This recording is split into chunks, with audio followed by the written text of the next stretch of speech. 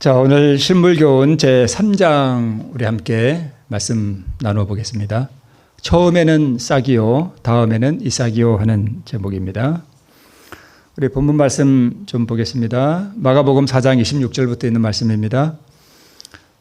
또 가라사대 하나님의 나라는 사람이 씨를 땅에 뿌림과 같으니 저가 밤낮 자고 깨고 하는 중에 씨가 나서 자라되 그 어떻게 된 것을 알지 못하느니라. 땅이 스스로 열매를 맺되 처음에는 싹이요, 다음에는 이삭이요, 그 다음에는 이삭의 충실한 곡식이라. 열매가 익으면 곧 낫을 되나니 이는 추수 때가 이르렀음이니라. 네. 우리 지난 시간에 우리 한 장면을 다시 한번 좀 보고 넘어가도록 하겠습니다. 자, 씨를 뿌리는 것은 말씀을 뿌리는 것이죠. 그 다음에 씨를 받는 것은 믿음으로 하나님의 생명과 품성을 받는 것이다, 이렇게 말씀을 드릴 수 있고요. 또 씨를 받으면 이 생명과 품성이 생애 속에서 실현됩니다. 그러면 이 품성은 누구 품성일까요? 예수님 품성이죠. 내 거 아니에요. 그죠? 내 스스로 개발시킨 게 아니고 예수님의 품성이 내 안에서 열매를 맺은 것입니다. 그러므로 죄를 계속 범하는 것은 뭐가 없는가 하면 씨가 없기 때문에 그렇습니다. 그래서 말씀을 등한히 하면 죄의 정욕을 제어할 힘이 우리에게 있을 수가 당연히 없겠죠. 그래서 썩어질 죄의 열매를 거두게 됩니다. 자, 씨는 예수 그리스도이고 또 진리고 말씀이고 다 우리 적용해 볼 수 있겠죠. 그리고 씨는 그리스도 우리의 의를 우리가 씨라고 할 수 있습니다. 자, 씨는 그 안에 생명이 있죠. 그래서 우리 산상보훈 18페이지에 보면 의는 사랑이며 사랑은 하나님의 빛과 생명이다, 이렇게 기록하고 있습니다.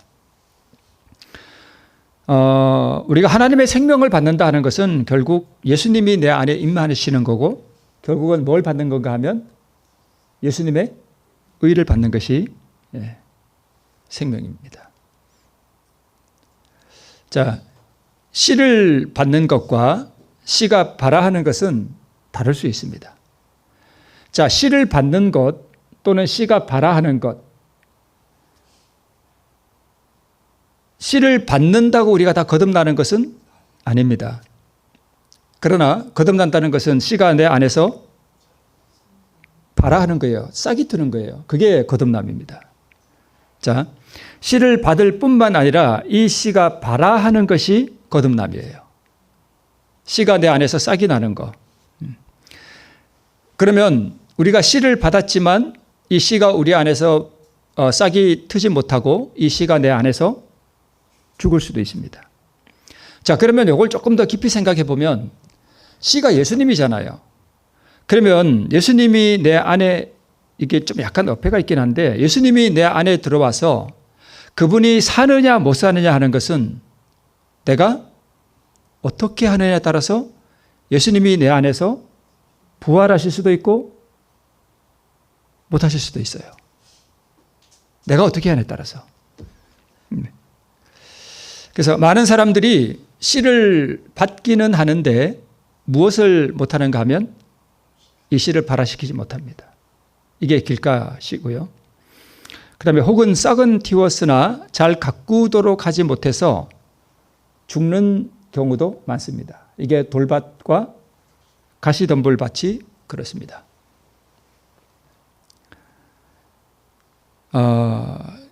씨가 죽는 것은 결국 누구도 죽는 것인가 하면 나도 죽는 거예요. 왜냐하면 나에게는 생명이 없잖아요.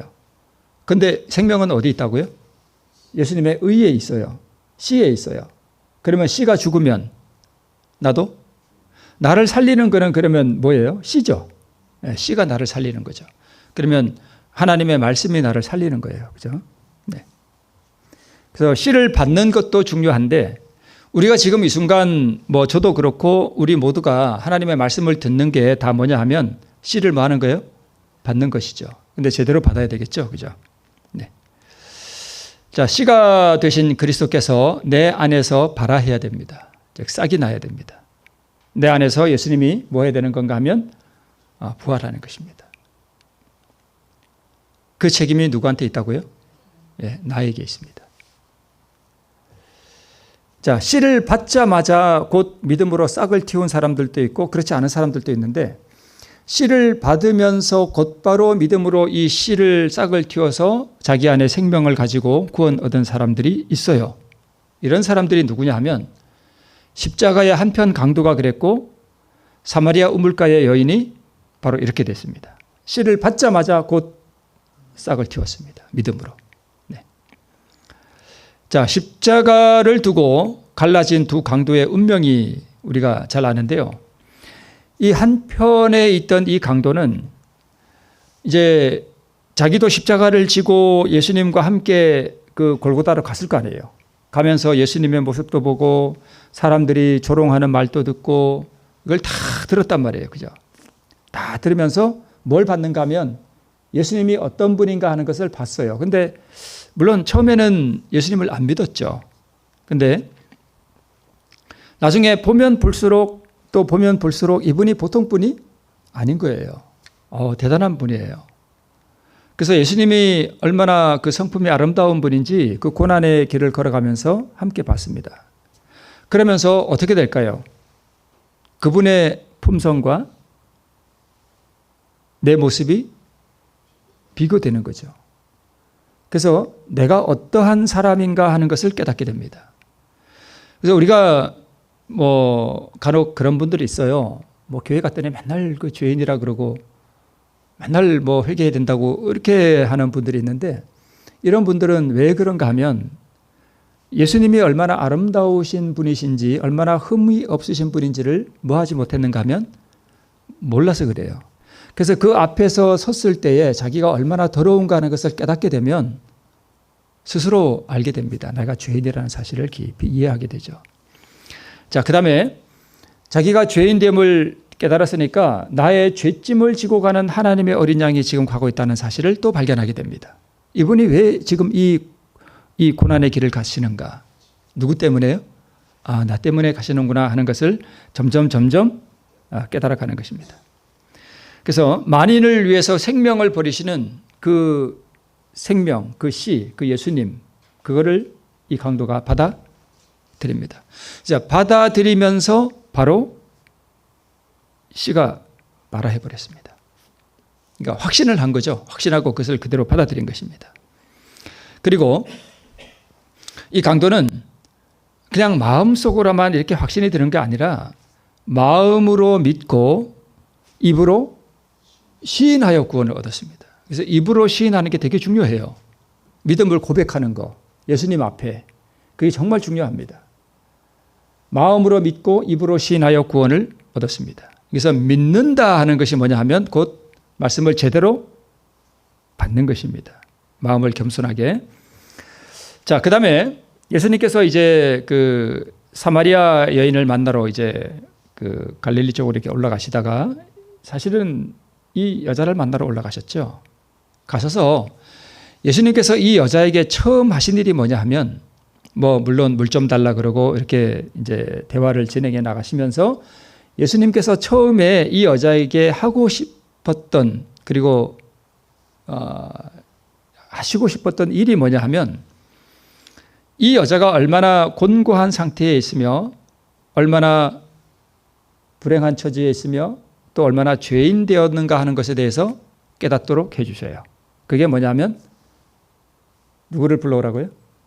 남편을 불러오라 할 때 이 여자는 자기의 가장 그 깊은 곳에 숨겨두고 싶었던 그 있잖아요. 남에게 보이기 싫은 그 자기만의 어떤 그 수치스러운 일들, 그것이 드러나게 됩니다.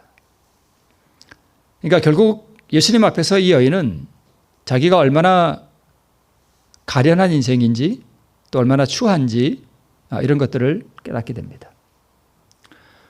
그러면서 예수님께서 두 번째 이 여자 앞에 드러낸 게 뭐냐 하면 너가 그렇게 만나고 싶어 했던 메시아다. 내가 예수다 하는 것을 이 여자에게 드러냅니다. 이때 이 여자가 그것을 그냥 받아들였습니다. 내가 그러라 할 때 그 복음을 들었을 때 이 여자가 가슴을 올리고 그 온통 그 진리 되신 예수님을 받아들이게 되죠. 자, 이 여인의 마음에 공허한 형편을 주시고 그 다음에 구원자를 필요로 하는 그 여인의 마음을 깨우쳐 주셨고 그리고 그 가라앉은 심령의 생수가 바로 자신이라고 하는 사실을 이 여인에게 드러내셨습니다. 그 여인은 즉시로 그 생수를 받아들였습니다. 그러니까 씨를 받자마자 그것을 확신하고 받아들이고 입으로 시인하고 고백함으로 그런데 이 두 사람과는 달리 조금 다른 사람이 있어요. 이 사람이 자주 이렇게 등장하네요. 니고데모였는데 침례 요한의 강력한 기별도 이 니고데모의 가슴에 들어가서 자기가 죄인 되었다는 사실과 복음을 받아들이는 데 있어서 영향력을 발휘하지 못했습니다. 그 다음에 이제 밤에 예수님을 만났는데 이 예수님으로부터 거듭남에 관한 이 귀한 진리의 씨를 받았는데 이 니고데모의 마음속에서 그날 이것이 발화하지 못했습니다. 그런데 이 씨를 받고 집으로 그냥 돌아갔습니다. 그러면서 이 니고데모가 한 일이 뭐냐 하면 말씀을 연구하기 시작했습니다. 그러니까 지금 예수님을 만나고 왔는데 이 사람이 뭔가 비범한 사람이라는 것은 알았는데 이분이 메시아인가에 대해서는 깊은 확신은 없었어요. 그래서 사실은 그 씨에 대해서 연구를 한 거예요. 이분이 과연 정말 메시아인가 하는 것을 이제 연구하는 것입니다. 그래서 이 니고데모는 구약 성경과 예수님의 생애를 이제 비교하기 시작합니다. 연구하기 시작해요. 그러니까 니고데모가 예수님을 만난 게 예수님의 생애 초기였거든요. 그러니까 예수님이 하시는 사역과 그분의 사업이 니고데모의 귀에 계속 들려오죠. 그러면 그 들려오는 것과 구약 성경을 계속 대조해서 보는 거예요. 계속 연구해 보는 겁니다. 그러니까 예수님의 행적과 그분의 사역과 그분의 치유 사역과 그분의 복음 사역이 다 구약 성경과 다 뭐 하는 거예요? 다 일치하는 것입니다. 점점 뭐가 될까요? 확신이 들죠. 그래서 니고데모의 마음에 이 씨에 대한 확신이 자라나기 시작합니다. 그리고 예수님이 십자가에 달릴 때 니고데모가 거기 있었습니다. 그리고 그 십자가 앞에서 세상 죄를 지고 가는 구약 4,000년 동안 어린 양을 통해서 희생 제사를 통해서 드러났던 그 어린 양, 죄의 짐을 지고 가는 그 메시아를 그 십자가 앞에서 드디어 보게 됩니다. 그때 메시아를 고백하고 그때 드디어 이 니고데모의 마음속에서 이 씨가 발화를 합니다. 강도와 사마리아와 여인, 그 다음에 니고데모의 차이는 무엇인가 하면 강도와 사마리아 여인은 자신의 타락한 상태에서 또 자기가 어떠한 사람이라는 것을 알았습니다. 그러니까 필요를 느낀 거죠. 그런데 니고데모는 자기가 스스로 나는 그러니까 사실은 의롭지 못한데 자기가 의롭다는 착각 속에 살고 있었습니다. 그래서 자기가 의롭다는 이 정신이 씨가 들어가서 발화시키는데 뭐가 됐는가 하면 장애가 됐습니다. 잘 모르는 거죠. 네. 그러니까 필요를 느끼지 못하는 거죠. 그래서 의가 없는 타락의 상태를 아는가 혹은 모르는가가 바로 이 씨를 받고 발화시키는 데 있어서 대단히 중요한 요소가 된다는 것을 우리가 알 수 있습니다. 근데 참 안타까운 것은 우리 라오디가 교회가 이걸 몰라요. 의가 없는 타락의 상태인데 자기들은 부자라고 의가 없는 이것을 모른다는 겁니다. 이걸 모르니까 뭘 못 느끼는가 하면 의에 대한 갈망이 없어요. 예. 네. 그래서 믿음으로 우리가 얻는 의에 있어서 가장 중요한 요소는 그리스도의 그 의가 필요로 하는 그러한 마음이 들도록 죄인의 심령을 회오의 화살로 찌르시는 이 회개의 영이 우리 마음속에 역사를 할 수 있도록 자신의 무가치함과 더러움을 얼마나 인식할 수 있느냐의 문제입니다. 이것만 되면 사실 우리가 구원받는 거 정말 쉽습니다. 이것만 되면 돼요. 이것만. 네. 이것만 되면 오늘 당장 우리가 구원받을 수 있습니다. 죄인들이요. 자신이 정말 무가치하고 내가 정말 그 순결하신 하나님 앞에 나의 인생이 더럽다는 사실을 우리가 깊이 이해하게 되면 우리의 마음속에 그 예수님의 순결하심을 받고 싶어하는 그러한 갈망이 우리 마음에 들게 되고, 또 그러한 마음이 들 때 우리는 즐겨 우리를 구원하시는 예수님께 우리를 온전히 드릴 수가 있습니다. 그래서 이게 가장 중요해요. 그러니까 이게 안 되면 복음을 줘도 이게 배가 부르니까 먹으려고 안 해요. 안 먹어요. 줘도 안 먹어요. 네. 그래서 우리가 진실로 하나님 앞에 회개하고 또 우리가 주님 앞에 나가 자복하는 게 상당히 중요한 요소가 된다는 것을 알 수 있습니다. 자, 여기 실물교훈에 이런 말씀이 있네요. 좀 읽어볼게요. 좋은 씨도 얼마 동안은 냉담하고 이기적이고 세속적인 마음속에 들어가, 이게 받은 거죠, 말씀을. 씨를 받은 거죠. 근데 냉담하고 이기적인 마음속에 들어간 거예요. 그죠? 들어가 전혀 눈에 띄지 않게 떨어져 있을 수 있다. 그 씨는 그것이 뿌리를 내렸다는 증거를 보이지 않는다. 그러나 얼마 후에 하나님의 영이 그의 마음속에 생기를 불어넣으면 묻혀있던 씨는 싹이 나서 마침내 하나님께 영광을 돌릴 열매를 맺는다. 우리가 하는 필생의 사업을 통해 어느 것이 잘 될는지 우리는 알지 못한다. 이것은 우리가 해결해야 할 문제가 아니다. 우리가 해야 할 일을 다 한 후에 그 결과는 하나님께 맡겨야 된다. 이것은 이제 우리가 사람들이 복음을 전하고 또 사람들이 복음을 받는 과정에서 일어나는 그런 일들을 우리에게 설명하는 것이죠. 네. 자, 우리가 뭐 자연 속에서도 보면, 제가 그 작년에 우리 밭에 오던데 저 끝에다가 호박을 심었는데 어디서 제가 심지 않은 호박이 막 올라오는 거예요. 그래서 이게 뭔가 하고 이렇게 봤더니 이게 단호박도 아니고 희한한 호박이, 이름도 모르는 호박이 아주 나와가지고 막 열매를 맺더라고요. 별 맛은 없었는데 조그마한 게, 주먹만한 게. 근데 이게 이제 보니까 누가 거기다 호박을 버린 거예요. 이게 얼마나 있었는지 모르지만 겨울을 거기서 놨다가 봄이 되니까 싹이 막 올라온 거예요. 이와 같이 씨도 들어갔다가 금방 발아하지 않고 나중에 발아할 수도 있다는 사실을 우리가 알 수 있습니다. 그래서 지금 가망성이 없이 보이는 사람들도 언젠가는 이 떨어진 씨가 열매를 맺을 수도 있다는 것입니다. 그래서 우리가 이 사람은 안 돼, 또는 저 사람은 안 돼라고 판단할 수가 없습니다. 누가 잘 될는지, 누가 잘못될는지 우리는 전혀 모릅니다. 그런 얘기가 있어요. 우리 교회 안에 보면 이렇게 교회 안에 들어와서 있는지 없는지 잘 모르는 분들이 있어요. 저 사람이 있는지 없는지 조용히 왔다가 또 조용히 가는 그런 사람이 있어요. 그런 사람 우리 눈에 잘 띄지도 않거든요.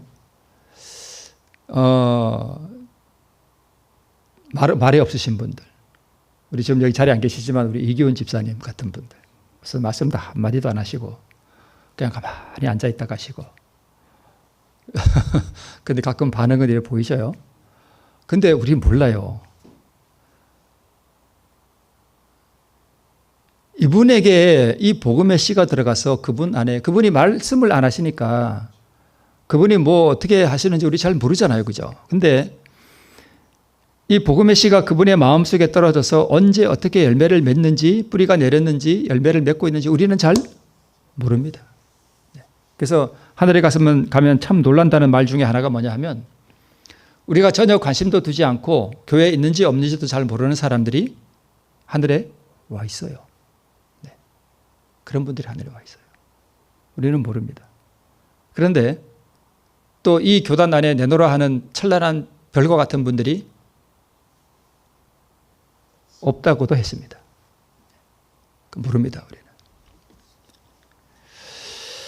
자, 우리 에스겔 11장 19절에 개역 성경은 이렇게 번역하고 있습니다. 내가 그들에게 한 마음을 주고 그 속에 새 영을 주며 그 몸에서 돌 같은 마음을 제거하고 살처럼 부드러운 마음을 주겠다라고 말씀하고 있습니다. 그러면 마음이 부드러워져야 되는데 이 부드러운 마음은 누가 준다고요? 하나님께서. 내가 그렇게 하는 게 아니라 하나님께서 그렇게 만들어 주신다. 이렇게 말씀하고 있습니다. 자, 씨가 발화하기 위한 조건들. 자, 대저 우리는 다 부정한 자 같아서 우리의 의는 다 더러운 옷 같으며 우리는 다 쇠폐함이 잎사귀 같으므로 우리의 죄악이 바람같이 우리를 몰아가나이다.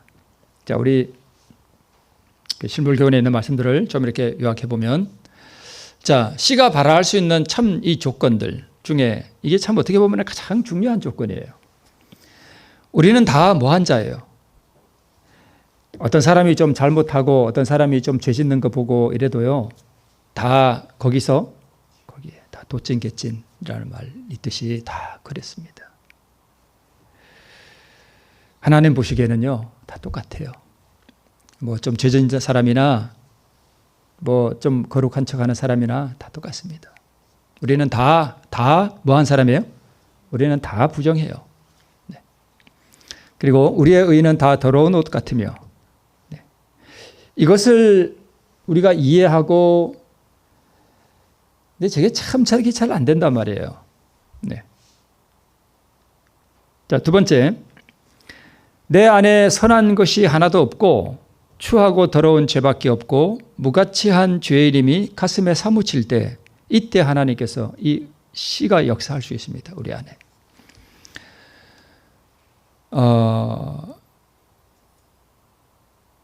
이게 우리가 정말 하나님 앞에 이렇게 서게 되면 우리가 느끼는 것 중에 하나가 뭐냐 하면, 내 안에 선한 것이 하나도 없다는 걸 알게 돼요. 가령 어떤 사람이 진짜 저처럼 이렇게 목회를 하고 수많은 업적들을 쌓고, 뭐 예를 들어서 건축도 하고 복음 사업도 참 열심히 하고 그랬는데, 이 어떤 목사님이라고 합시다. 이 목사님이 하나님 앞에서 자기가 꽤 선하다고 느끼는 순간 그건 아니에요. 그건 잘못된 것입니다. 뭔가가. 그러할지라도 이 목사님이 하나님 앞에서 자기 안에 선한 것이 하나도 없고 추하고 더러운 죄밖에 없다는 사실을 깊이 인식할 때, 그게 성화의 길을 걸어가는 목사님이에요. 그게 성화예요. 그리고 자신이 참으로 하나님 앞에 무가치한 죄인이라는 사실이 가슴에 사무칠 때, 그게 진짜 성화의 길을 가는 사람입니다. 기억하실지는 모르겠습니다만은 엘리야가 갈멜산에서 위대한 승리를 하고 난 다음에, 그때 가뭄이 있었잖아요. 3년 반 동안. 이제 이 엘리야가 비를 위해서 기도했습니다. 간절하게 기도할 때 한번 기도하고 시종에게 구름이 일어나는가 보라 그랬더니 없어요. 그죠? 또 기도하고 가보라. 또 기도하고. 마지막에 우리 증언의 말씀이 어떻게 나오냐 하면, 엘리야가 하나님만이 자신에게 전부이고 자기 자신은 하나님 앞에 아무것도 아니라는 사실을 깊이 인식했을 때 구름이 일어났다 그랬습니다.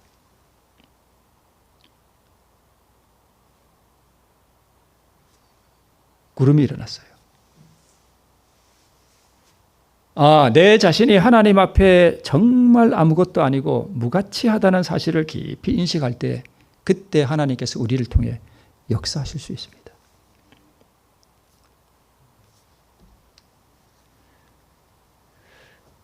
세 번째, 그렇게 될 때 우리에게 의에 대한 뭐가 일어나는가 하면 갈망이 일어나고 우리 영혼의 큰 필요를 느끼게 됩니다.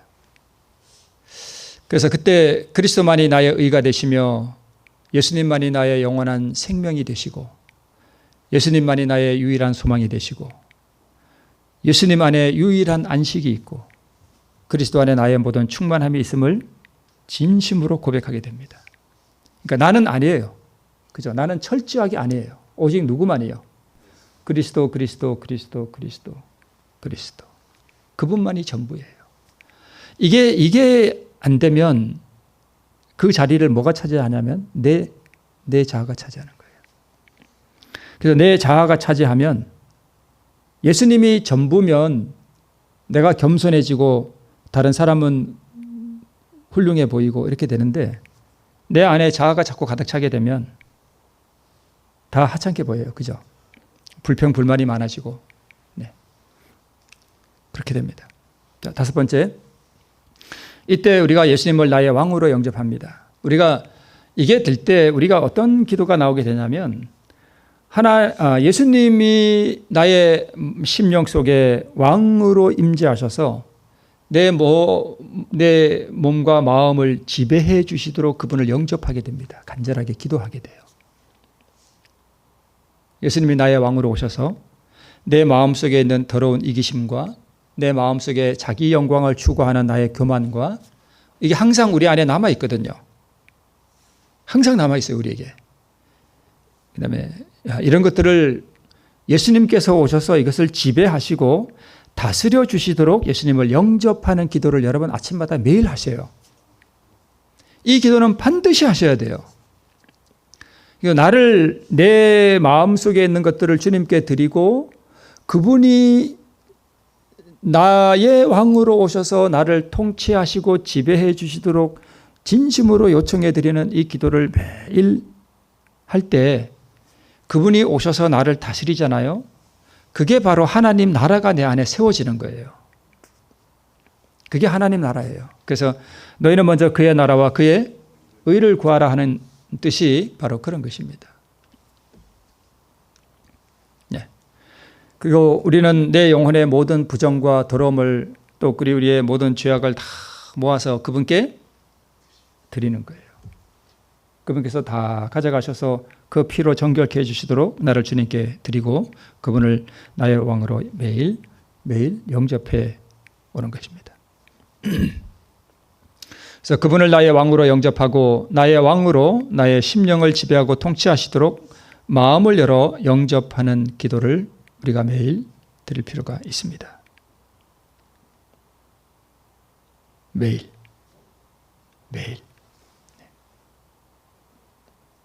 그러니까 이러한 것들이 우리가 될 때에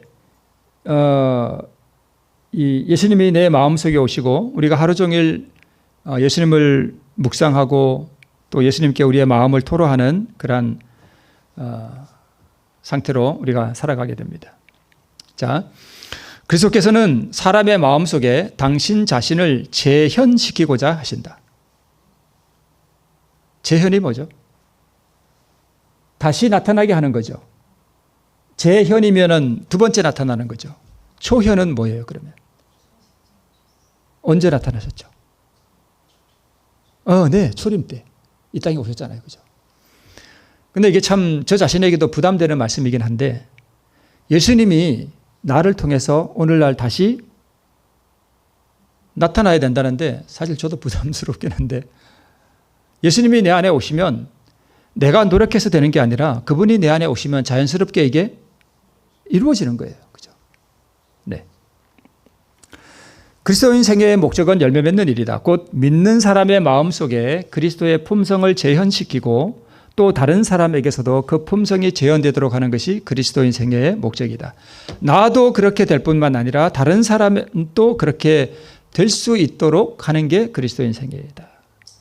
그러니까 이제 내가 어떻게 하면 그렇게 되는지를 경험으로 알면 다른 사람에게도 그렇게 가르쳐 줄 수 있죠. 그게 그리스도인 생애의 목적이라는 것입니다. 자, 그리스도의 품성이 그분의 백성들 속에 완전하게 재현될 때 그분은 당신의 것을 찾으시려고 이 땅에 강림하실 것이다. 이게 사실 굉장히 중요한 문장인데요. 그리스도의 품성이 그분의 백성들 속에 완전하게 재현될 때 이 완전하게 재현되는 게 뭐냐 하면은 곡식이잖아요. 그죠? 곡식.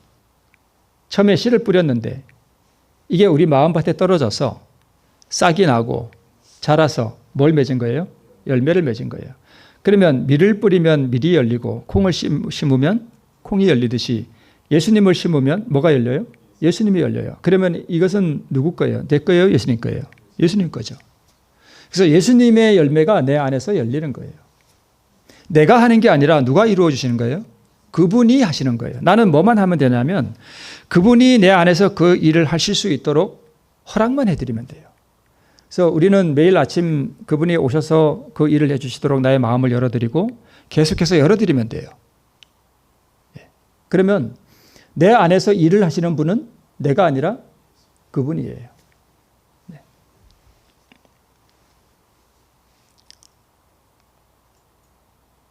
그 씨의 열매, 그리스도의 의가 열매를 맺은 거죠. 네. 그래서 완전하게 재현된다는 것은 처음에는 싹이요, 다음에는 이삭이요, 그 다음에는 이삭에 충실한 곡식이라. 네. 이게 이제 이번 교과의 이번 장에 우리에게 주신 말씀의 요지입니다. 자, 열매는 내가 막 노력해서 얻나요? 물론 노력하는 부분도 있는데 어떻게 여는 거예요? 그분이 내 안에서 열매를 맺으시는 거예요. 그죠? 그분이. 잠깐 이것만 언급하고 마칠게요. 전에 한번 제가 무당 말씀드렸죠. 그 무당 안에서 누가 역사하는 거예요?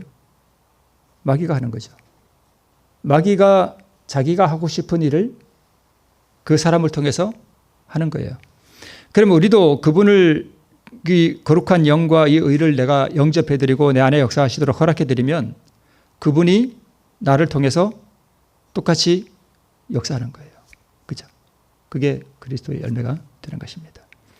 우리는 날마다 우리 자신을 그분께 드리고 그분께서 오셔서 나를 지배해 주시도록 우리의 감정과 우리의 자아와 나의 영광과 나의 이기심과 이런 것들을 지배해 주시도록 우리는 날마다 그분을 초청해 드릴 때 그분께서 오셔서 그분의 열매를 맺으신다는 사실을 우리가 기억하고 또 그러한 복된 이삭에 충실한 곡식을 이 아름다운 열매 맺는 우리 모두가 되기를 바라면서 오늘 말씀을 마치겠습니다.